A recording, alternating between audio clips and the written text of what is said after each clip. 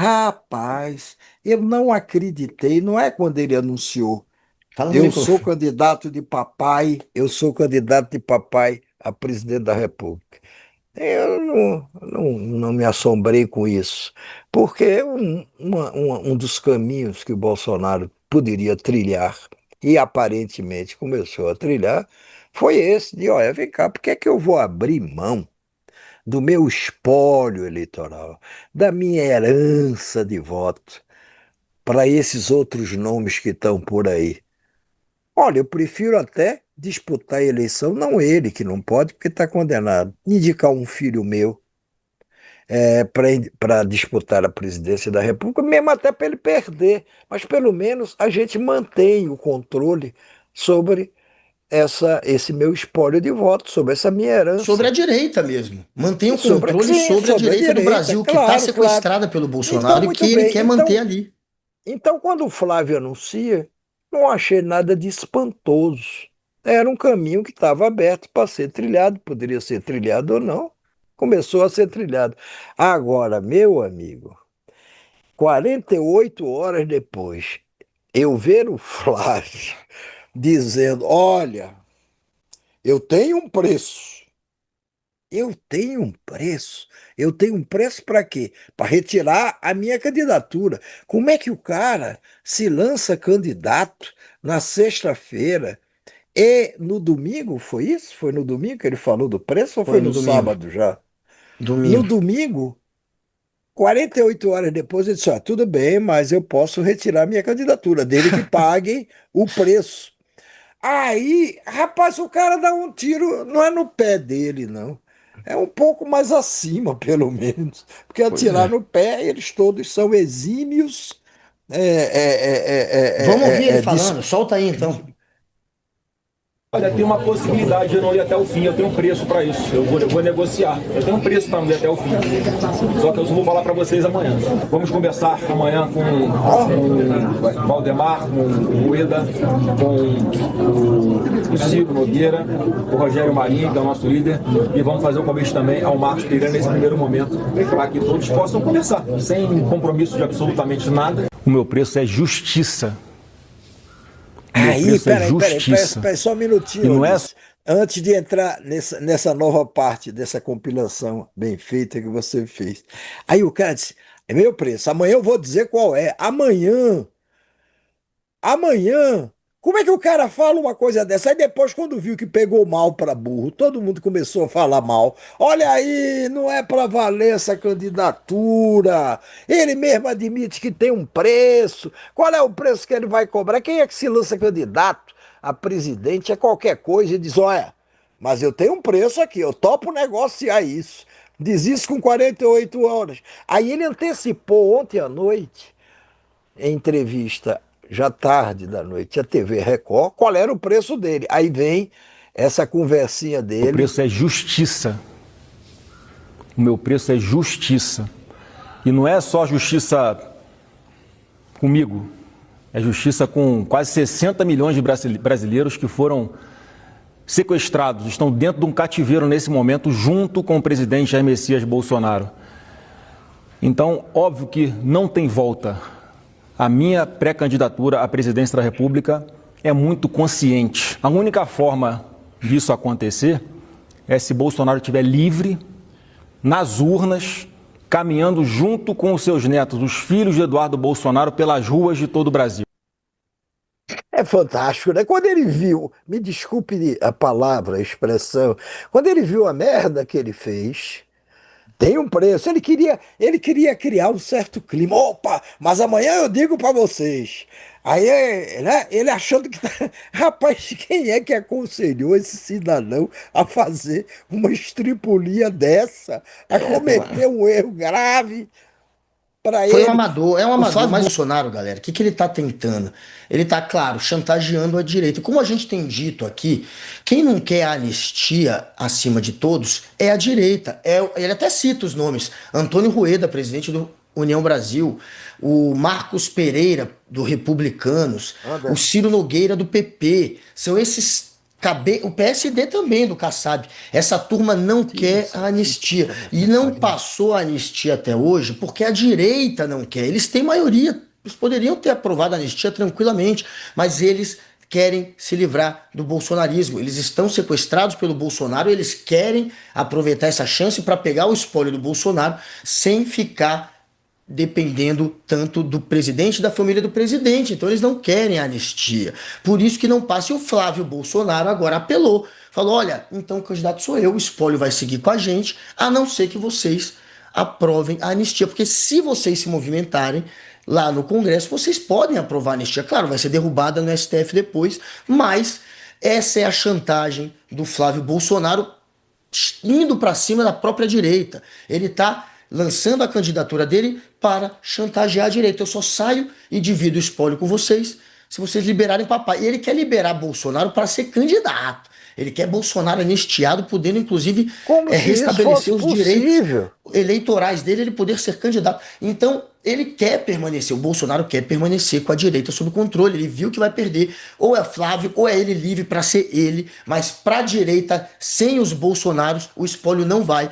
Então, esse é o recado. E tá aí a chantagem feita. Vamos ver qual vai ser a reação agora dos líderes desses partidos. Quando tem reunião de líder na Câmara, o PL sempre fica isolado na hora de pedir para pautar a anistia. Nenhum desses outros partidos do centro apoiam a anistia durante a reunião de líderes, que é onde se estabelece a pauta de votações.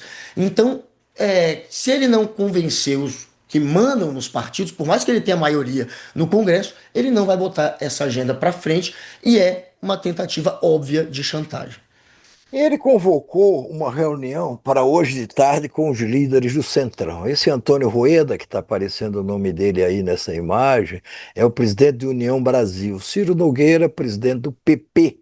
Marcos Pereira, do Republicanos. E o Valdemar Costa Neto, do PL. Só que cada um tinha seu compromisso, ou alegou que tinha o seu compromisso, ou inventou um compromisso para não comparecer a essa reunião. Mas essa informação já rodou, ela já avançou. Agora está sendo convocada, agora esses líderes confirmaram, quase todos eles, talvez a exceção do Marcos Pereira, mas Antônio Rueda confirmou, o Ciro, Valdemar Costa Neto, que estarão hoje de noite, possivelmente aqui em Brasília, para um jantar com o Flávio Bolsonaro e para ouvir as razões do Flávio Bolsonaro, razões que o levaram a se lançar, em nome do pai, candidato a presidente da República. O Flávio certamente vai repetir para ele a mesma coisa. Olha, vamos aqui negociar. Eu já disse que negociaria, vamos negociar. E vai ouvir deles o que já está mais do que previsto. Olha, vem cá, a gente não vai tocar esse negócio de anistia para frente. Até porque o Centrão, ele quer os votos do Bolsonaro, mas ele não quer dar nada em troca ao Bolsonaro. Ele quer só os votos do bolsonarismo, mas não quer dar nada, nada, nada, nada. Entendeu? Claro. Solta o do Ciro e a gente explica depois. Se eu tivesse de escolher pessoalmente um candidato para suceder o presidente Bolsonaro, eu não tinha dúvida, era o senador Flávio, pela minha relação próxima com ele. Só que política não se faz só com amizade, faz com pesquisas, com viabilidade, ouvindo os partidos aliados. Isso não pode ser uma decisão apenas do PL, tem que ser uma decisão construída. É muito importante nós unificarmos todo o campo político de centro e da direita, porque senão nós não vamos ganhar a eleição. Eu já tinha externado anteriormente que os dois candidatos que poderiam unificar essa chapa era o nome do governador Tarcísio, que era o mais forte, ou do governador Ratinho. Mas política é como nuvem. Aquele momento também, eu não sou senhor da razão e posso ser convencido, mas com argumentos e com critérios para que a gente possa fazer uma escolha que o Brasil não pode perder a próxima eleição. O meu Ciro é coração, presidente. o meu coração é Flávio, mas a minha mente, a racionalidade Mas diz vem que cá, não. mas quem é que acredita num negócio desse? Meu coração é Flávio. Foi isso que ele em outras linhas, foi Eu isso que ele sei, falou. mas vem cá, mas não é. Ele Claro pode que ter uma não é. ótima relação Nunca com o Flávio. será. Ele está mentindo, entendeu? Ele Muito. está enganando as pessoas, como aos políticos é permitido enganar as pessoas e as pessoas a se deixarem enganar pelos políticos, aí ele diz isso. O Ciro, que é o presidente do PP, que é um partido importante do Centrão, foi hoje a Curitiba, foi lá que ele deu essas declarações. O Ciro, que é esse aqui à direita de camisa branca, foi o chefe, simplesmente o chefe da Casa Civil do governo Jair Messias Bolsonaro. O chefe da O Casa Civil Bolsonaro é o era chamado segundo. de Rainha da Inglaterra e o presidente era o Ciro. Era essa a piada, né, na época. Pois era essa a piada. O Ciro, como todo chefe da Casa Civil, tinha uma fatia de poder enorme, etc e tal. Agora, o Ciro estava empenhado, acho que ultimamente até ele já sabia que era carta fora do baralho disso, mas ele estava empenhado esses meses todos passados em se credenciar para ser o vice na chapa do Tarcísio de Freitas. Uhum. Depois, ultimamente, ele deve ter se convencido de que essa vaga não seria para ele. Hoje, em Curitiba, ele foi lá em Curitiba o quê? Só para dar essa declaração? Não, aí não precisava sair de Brasília. Ele foi a Curitiba também numa missão importante de vetar, de dizer que o PP, que é o partido dele, não apoiará o senador Sérgio Moro para o governo do Paraná. Eu vivo Eita. dizendo aqui que esse Sérgio Moro fez a maior besteira da vida dele, em jogar fora a toga e se entusiasmar em entrar na política. A política não é a praia dele. Ele só fez as coisas erradas o tempo todo. É senador porque o Paraná se apaixonou por ele na época da Lava Jato. E aí não só o Paraná, o país também, grande parcela do país. Mas o Moro está se empenhando para ser candidato ao governo do Paraná. E lá o PP vai apoiar a chapa do Ratinho Júnior. Está com o Ratinho Júnior, não, para o que der e vier aqui, estamos juntos. E aí, não interessa que o Sérgio Moro lidere ainda pesquisas lá para o governo do Estado. Sem apoio partidário, o Sérgio Moro não vai para canto nenhum. E era o que faltava, veja, o pai preso.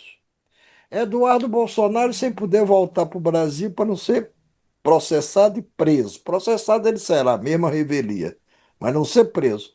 Só faltava o Flávio se encrencar também na justiça.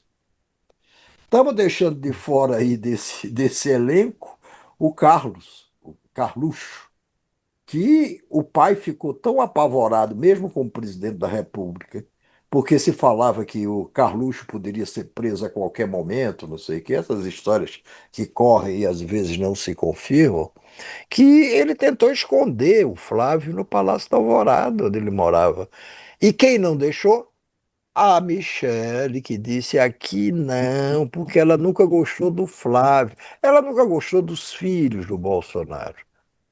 Ela gosta, por ser mãe também, claro, da Laura, que foi a filha com quem a filha que ela teve com o Bolsonaro.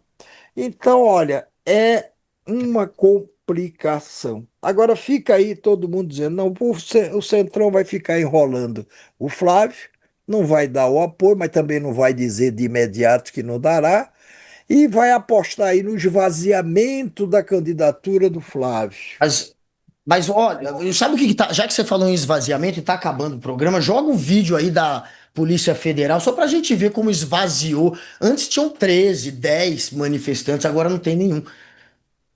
Vamos dar uma olhada aí como é que tá na frente da Polícia Federal, vídeo de ontem, 1 da tarde.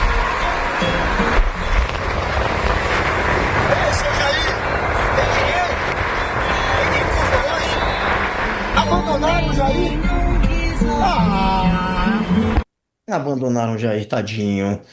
Não tem ninguém. Agora, Ninguém. agora, agora, por falar Zero. no Jair, o pior para ele não está sendo só a prisão. Ele sabe que vai acabar mais adiante. Quem sabe, ou ele sabe, ou acha, ou aposta, ou reza, que mais adiante ele vai para uma prisão domiciliar. O que mais o incomoda lá onde ele está já há muito tempo aliás, completou 15 dias agora. É a incomunicabilidade dele. Como é que ele pode fazer política? Como é que ele pode tomar decisões acertadas, se ele não tem comunicação? Ele Pois pode é. receber a visita aqui e acolá, agendada, permitida, autorizada pelo ministro Alexandre de Moraes. Mas é uma visita aqui, outra ali. Visita mais frequente só dos parentes dele, da Michelle, dos filhos. Mas de políticos, é uma aqui, outra acolá. Como é que você coordena um movimento político como o dele sem comunicação? Isso é o que está mais afligindo o Bolsonaro. Claro. Porque aí Agora vai, vamos compromete entrar a na. capacidade de análise dele.